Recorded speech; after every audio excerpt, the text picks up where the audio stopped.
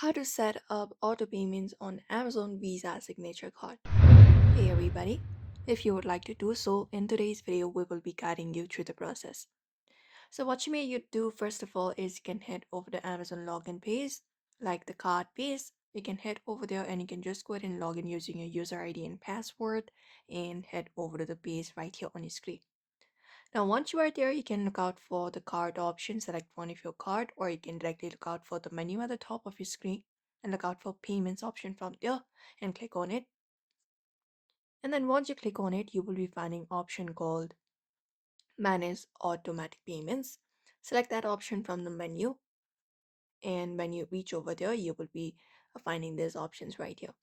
So here you can just select the minimum payment or the statement balance, or you can select other as well and type in manually how much auto payment you would like to do for your Visa signature card. After that is done, you can just go and select it and you can select your payment method from where you would like to do so. And once that is done, you may agree to the terms and conditions of Amazon. And you can look out for this option called set up auto pay. You may need to scroll a bit for that. After that is done, select continue and review your auto pay settings. And once that is done, your auto pay will be set up on Amazon Visa signature card.